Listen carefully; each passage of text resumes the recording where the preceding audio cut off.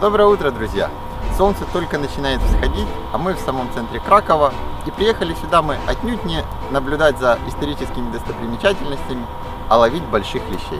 Нам не нужны подлещики, нам не нужны особи в 1 килограмм весов. Мы охотимся целенаправленно за крупной рыбой.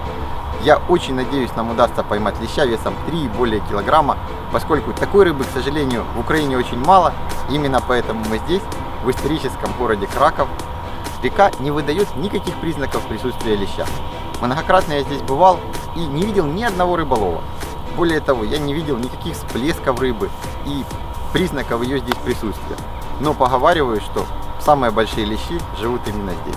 Сегодня мы узнаем, так ли это, попробуем их поймать. К сожалению, погода не совсем на нашей стороне. Несмотря на то, что сейчас небо абсолютно чистое и предполагается солнечный день, буквально неделю назад прошли по всей Польше сумасшедшие дожди, вода в реках помутнела. Это нам абсолютно не на руку. При такой воде вероятность поймать трофейного леща уменьшается в разы, но мы не ищем легких путей, поэтому сделаем все возможное для того, чтобы встретиться с речным гигантом именно здесь, в центре Кракова.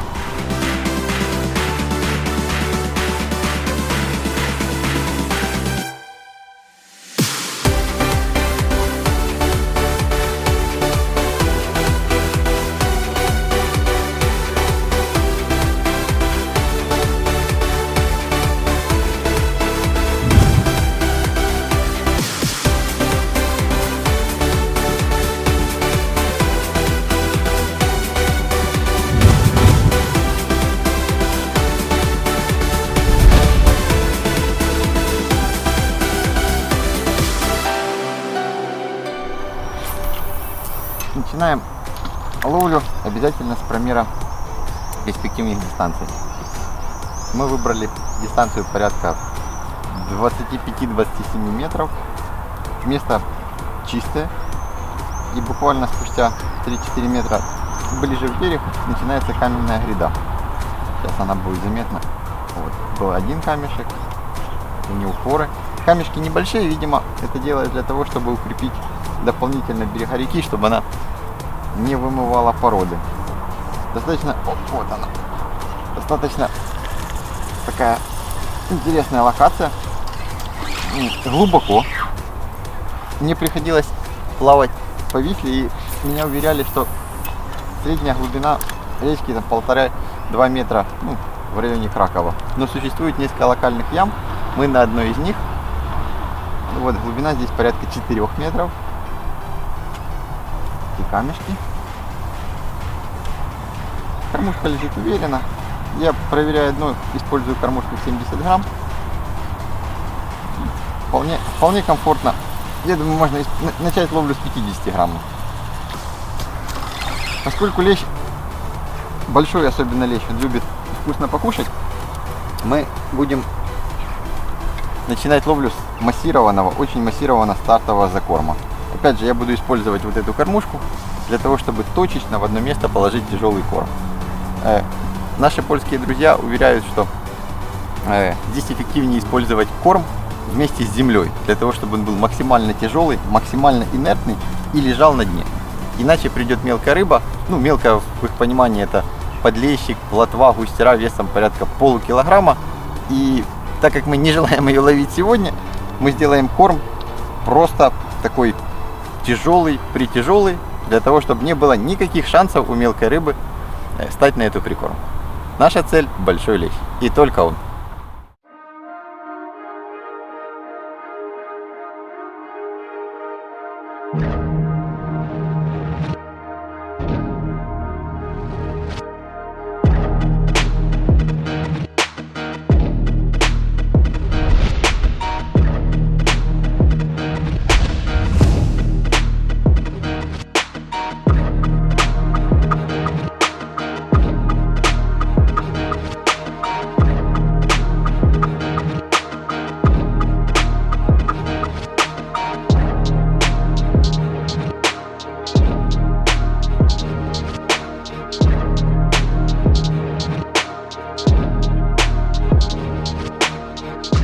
Мы начинаем нашу рыбалку.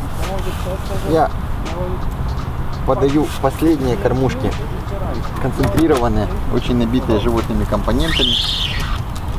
Я положил уже, наверное, 250 миллилитров червя, пол-литра кастера и, наверное, пол-литра мотыля в точку. Вот. Дело в том, что здесь обитают исключительно большие рыбы, и чтобы они пришли, нужно дать им полностью накрытый стол со всеми вкусностями. А в процессе ловли уже разбираться, чем лучше кормить, какую насадку лучше подавать. Поговариваю, здесь очень хорошо работает кастер, и рыба им питается постоянно. Вот, но проверить нужно все, поскольку если мы сделаем что-то не так, эти лещи просто не приплывут, и наш день не заладится. Вот, но поймать большого леща — это главная наша задача на сегодня. Это мечта — поймать большую рыбу, поскольку такие лещи, как здесь, я не знаю, где еще есть. Во всяком случае, по рассказам.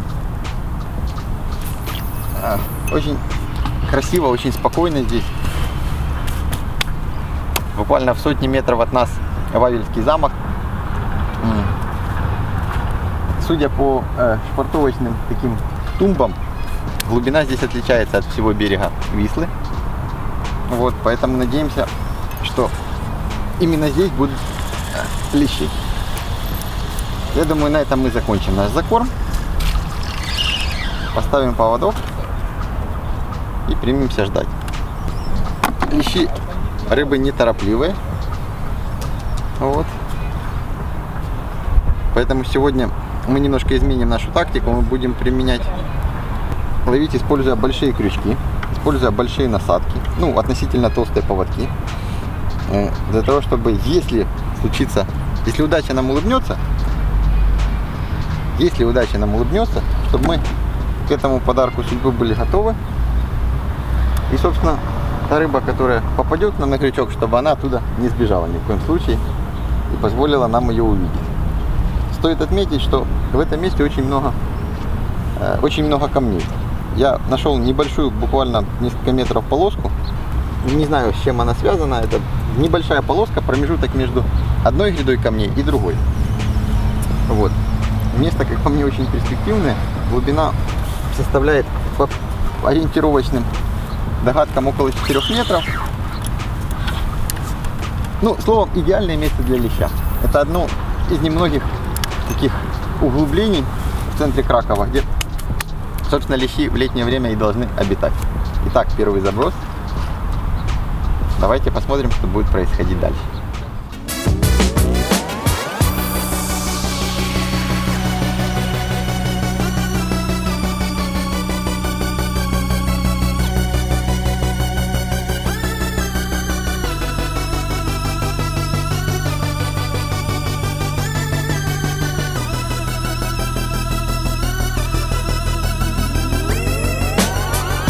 Друзья, я очень взволнован. Поскольку буквально минуту назад со второго заброса произошла невероятная поклевка леща. Возможно, леща, возможно, карпа, не знаю. Рыба произвела сильный удар, образовался провис, классический, как, собственно, происходит у нас в Украине. Я подсек рыбу, она стояла на месте и потом рванула в сторону противоположного берега. Поводок диаметром 0,13 не выдержал. Я не успел снять клипсу, и рыба сошла на точке. Знак это, конечно, очень скверный, поскольку если это был лещ, то он, естественно, распугал остальных. Если это был карп или какая-либо другая рыба, то шансов она при вываживании нам бы не дала на таком поводке. Но все-таки то, что сейчас есть рыба в реке, несмотря на ее такую неоднозначную чистоту, вселяет надежду.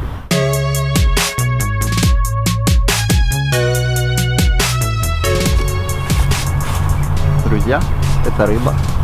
Я ее неспешно держу. Кормушка тяжелая, много камней. Есть большие риски вываживания, но мы спешить не будем.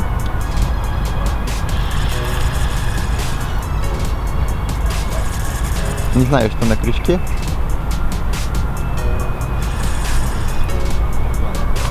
I don't know.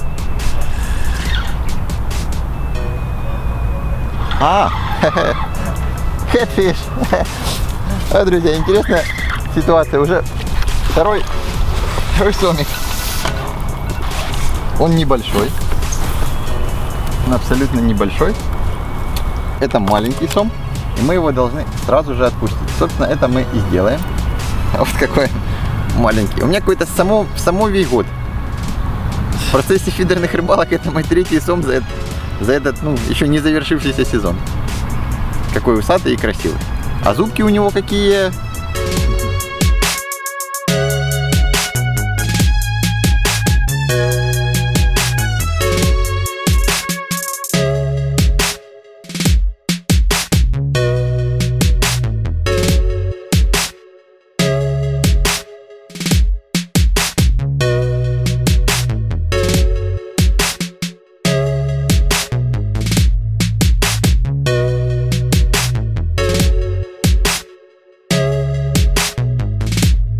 После досадного схода, точнее обрыва поводка, это первый лещик, который позарился на нашу насадку.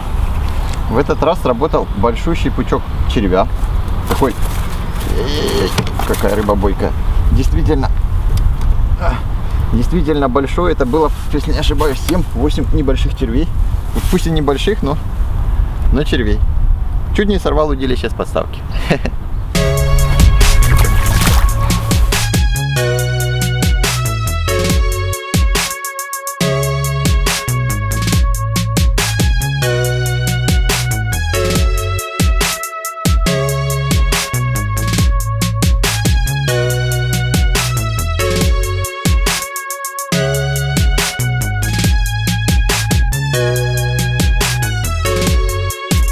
So right now we have, I think, second quite nice bream.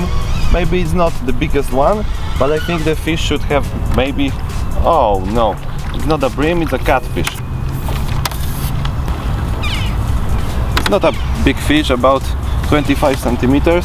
Here, this big catfish we have to release because the minimum length of the fish is about 70 centimeters.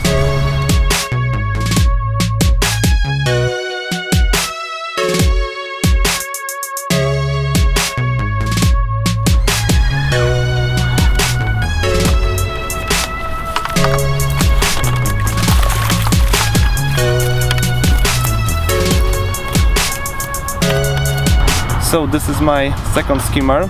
I think that soon I should have next one, because right now at the fishing place I have no skimmer and very often I have a very small indication on the tip. I think that the breams are touching the braid line and it shows on the tip. I will cast once again and I will see if I have right.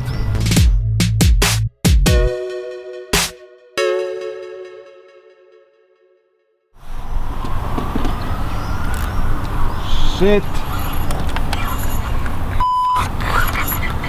As you may see, the line O13 was not enough. I think it was really big bream. For sure it was bream, because you know the way that he was flowing out, it was like a bream. Slowly and gently, further and further. But you know, here you can catch really big breams. I think in this year, the biggest one, which was caught on the competition, have about 6 kilo, 5 kilos, 600 grams, something like that.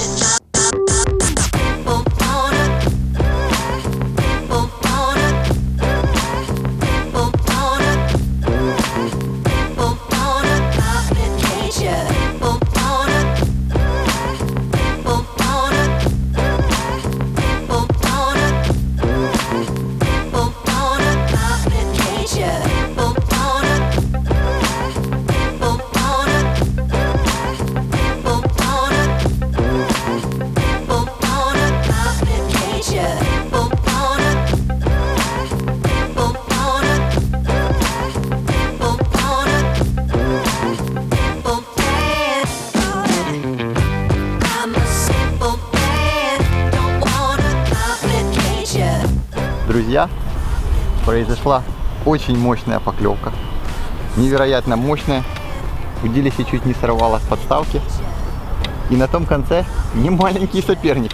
Пока он делает все, что он хочет, я очень боюсь, я поставил маленький крючок, совсем маленький. Вот, и рыба я не управляю абсолютно. Под берегом есть немного травы, я очень надеюсь, что рыба не зайдет ни в траву, ни в камни. Максимально расслаблю фрикцион, чтобы сгладить все рывки. Рыба большая, это очевидно. У меня не пошла рыбалка на точке, где я получил первую поклевку леща. Я поймал сама. Небольшого, правда. Затем еще одного. Потом клюнул опять очередной сом. Но лещей не было. Один небольшой подлещик, мы его не берем во внимание, поскольку он был один. И затем полчище густеры не давало нормально ловить лещей. Бом! Вот он. Не самый большой, я вам скажу. Не самый, но отличный лещ. Ух, какой он! На самом деле подсака это с трудом с ним справляется. Мы сейчас аккуратно попробуем его достать. Оп, чтобы не поломать подсачек. Оп.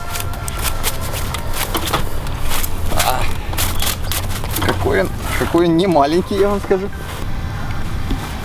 Крючок отлично сидит в губе. Я пробовал использовать большие крючки.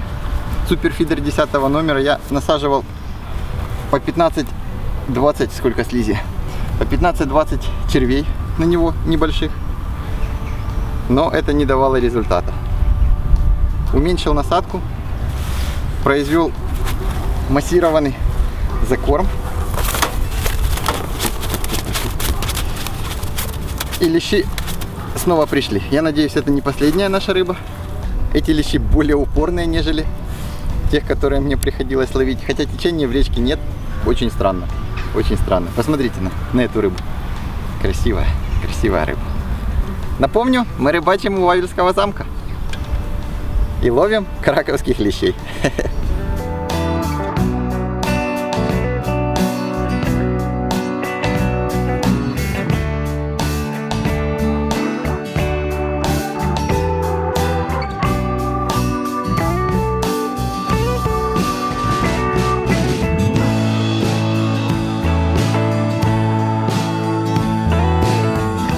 Ловить усачей очень увлекательно.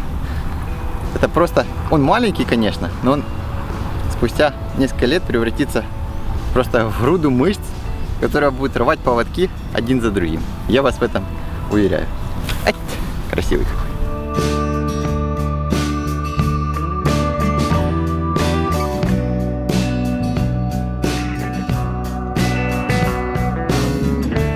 Признаюсь вам, друзья, странные очень здесь лещи.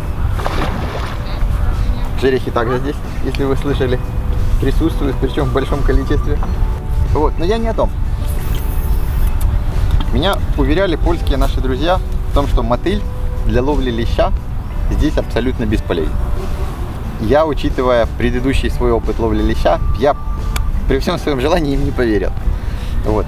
По их мнению, лещ здесь питается исключительно червем и опарышем. Но, не знаю, мы решили проверить эту гипотезу. Матеуш сегодня использует в основном червя и опарыша. И состоянием на сейчас у него было, если не ошибаюсь, около 5 лещевых поклевок. К сожалению, он упустил большого леща. Вот, я же в свою очередь использую мотыль, использую кастер. Собственно, мотыль, кастер и червь — это, наверное, самые привлекательные для леща животные компоненты. Но у меня почему-то рыба не приходила. Не приходила до тех пор, пока я исключил эти животные компоненты, которые работают в Украине. Напомню, мы не в Украине сейчас. И стал ловить так, как ловят польские спортсмены. Я сделал очень тяжелую прикормку. Невероятно тяжелую, которая практически не пылит. Сейчас мы еще попробуем абсолютно закрытую кормушку для того, чтобы максимальное количество корма было около крючка. Вот. И абсолютно изменил тактику ловли. То есть исключил все лишнее, дал очень много опарыша. Очень много. И буквально через 10 минут клюнул первый лещ. За ним клюнул усач. Вот, соответственно, по каким-то причинам здесь именно такое... О! Хорошая рыба на крючке.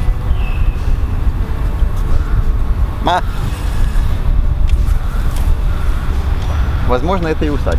Или лещ. Но рыба хорошая. Хорошая рыба. Так я о чем? Как только я изменил способ подачи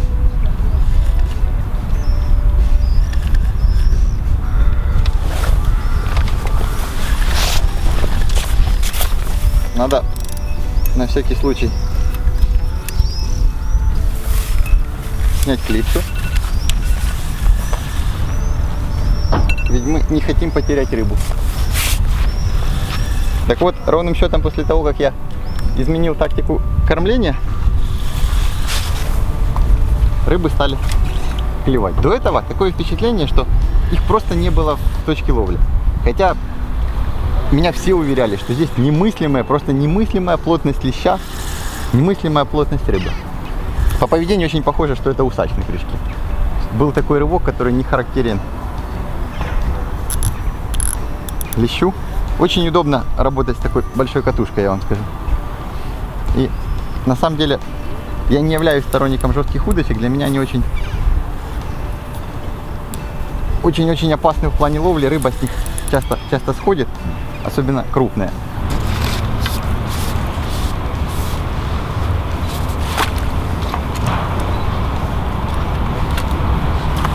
От 2 кило, но... Друзья, к нам пришел очередной гость. Весьма не маленький лещ, я вам скажу. Вот такая вот рыбина. Удивительно, эти лещи, несмотря на течение, очень сильные. Это уже вторая рыбина подобного размера. Ну, лещей, я думаю, не более 2 килограммов. Этот лещ заставил меня снять клипсу. После чего достаточно упорно сопротивлялся и долго подплывал к берегу. А когда подплыл, несколько минут я не мог его поднять из воды. То есть не мог дать ему воздуха для того, чтобы немножечко рыба устала и дала возможность себя подсачить. Очень бойкие лещи, очень бойкие. Но это далеко не самый большой лещ, который здесь живет, поэтому мы продолжаем рыбалку.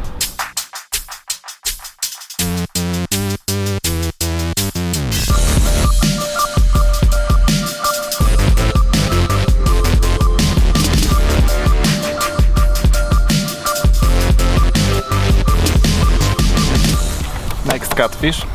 I think this is my third today, but it's no bad.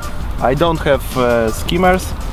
I should wait a little bit longer for a bream, and I have hope that in another throw I will catch next one.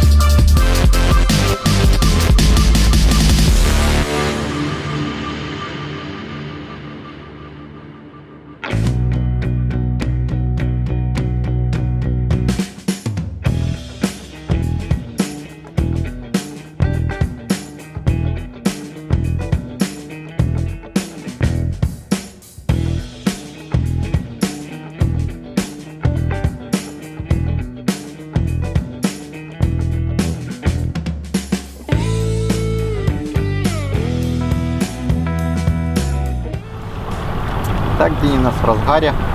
Как я и обещал, начали плавать вездесущие кораблики, их немерено. И после захода кораблика на точку ловли рыба исчезает на минут 15-20. Нет никакой рыбы абсолютно, ни мелкой, ни крупной. И нам приходится постоянно рыбу раскармливать. К сожалению, мне удалось приманить леща всего лишь дважды. Вот. Первый раз после стартового закорма и второй раз после докорма и смены точки. Не знаю, с чем это связано. Активность леща сейчас, что у Матеуша, что у меня, равна нулю. Но вот опять хороший знак. Корабликов нет.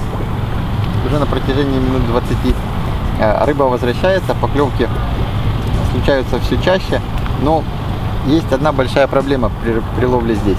Здесь очень много крупной густеры. Как сделать так, чтобы пришел лещ и лещ постоянно стоял на точке, мне непонятно. Местные спортсмены лепят вот такие вот шарики. Вот такие вот шарики, как в ведре, засовывают их в кормушку и таким образом кормят. Это объясняют они тем, что лещу нужно много прикормки на дне, чтобы его заинтересовать и удержать впоследствии. Вот такая маленькая густера. Ее даже средней не назовешь здесь. Это соблазнилась на кастера. Основная насадка, к удивлению, это опарыш. 4, 5, 6 опарышей. Рыба клюет недостаточно активно, но водоем для меня абсолютно новый, и я не знаю до конца, как все-таки сделать так, чтобы целенаправленно ловить лещей. Наиболее эффективная тактика ловли, как по мне, это предоставление в точку ловли множества опарыша, мертвого, живого. С кастером непонятно, поскольку первично подача кастера привлекала леща, а впоследствии вместе с лещом заходила стая густеры, и, собственно, на этом все заканчивалось. Из-за того, что мы используем много опарыша в прикормке, подходит усачек. Он, конечно, небольшой, в среднем 200, 300, 400 грамм, но клюет достаточно бойко.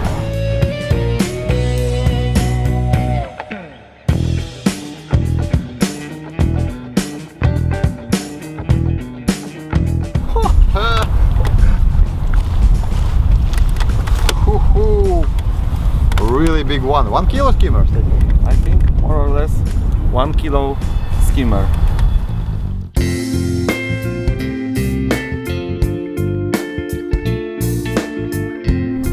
У нас очередная поклевка. Долго лещиность не посещали. Я не знаю, что на том конце, но рыба однозначно неплохая. Она вот плывет против течения. Да, у нас забитая кормушка. Она клюнула буквально сразу после заброса. Хотя до этого я поймал на порядка 3-4 самят. Может, и это сом. Только его поведение очень такое.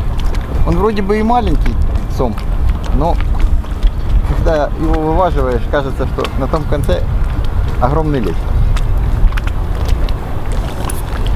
Рыба все еще не показалась. Ага, это густера. Это, если не ошибаюсь, большая густера. Вау! Вот это густера. Вы это видите? Мне раньше казалось, что они такими огромными не растут. Она чем-то уже напоминает леща. Уже появляется горб, плавники.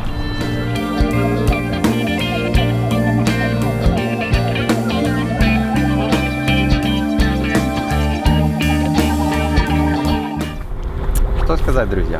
Сегодняшняя рыбалка оставила очень много разнообразных, я бы сказал, даже разноплановых впечатлений.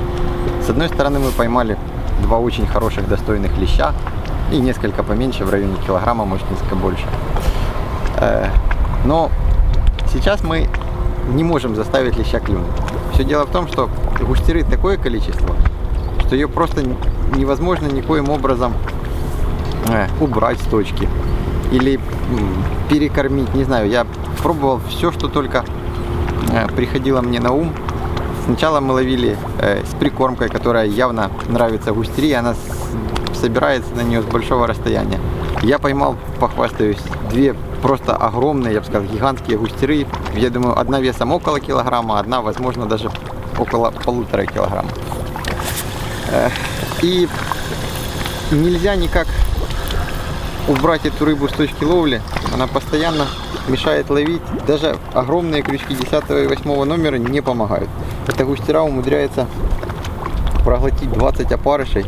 Ну, густера не маленькая, 200-300 грамм, 400 попадается. Возникло предположение, что, может быть, лещей пугает большая насадка и большой крючок, поскольку действительно на грубую снасть не было ни одной поклевки леща. Все лещи клевали на леску 0,13, ну, на поводковую леску. Вот, и на крючок 12-14 номера с 3-4 опарышами на крючке. Но сейчас такая ловля просто абсолютно невозможна, поскольку поклевки следуют на 2, 3, 4 секунде. Если задаться целью, я думаю, можно поймать порядка 4-5 килограмм густеры за 1 час. Это в спортивном эквиваленте. Рыбы немерено. Очень хорошо здесь клюют весной, очень хорошо, поговаривают, здесь клюют осенью.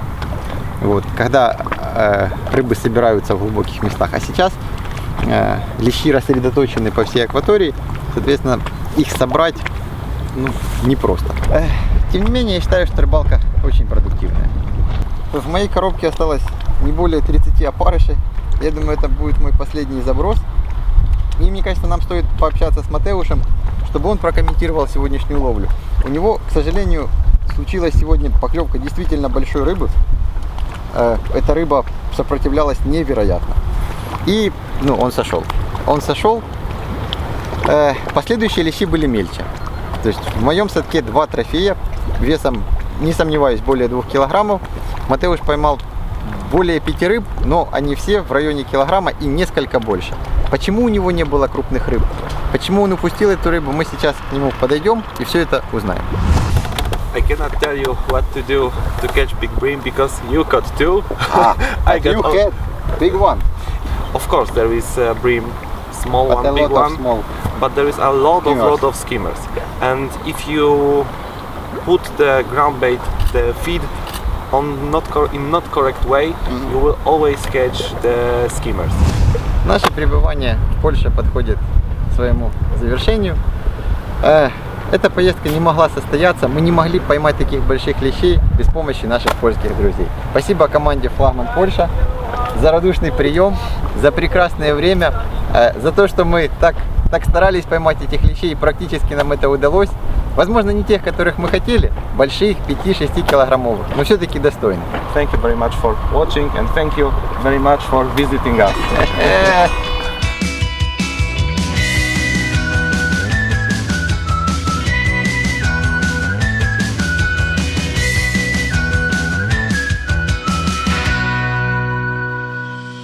It could be one big bream here more, but today fish won. Maybe next time I will won with some nice bream here.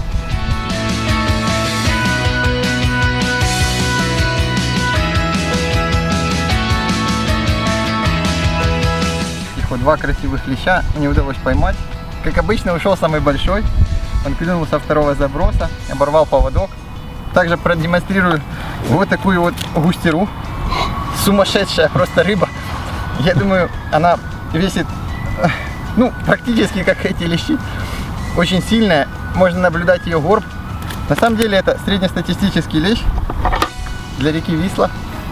Я не могу назвать его большим, но больше, к сожалению, показать вам не могу. Я думаю, здесь более чем 10 килограмм улова.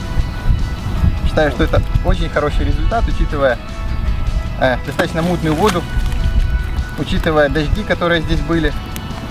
Вот. В целом я считаю, что имеем завидный улов.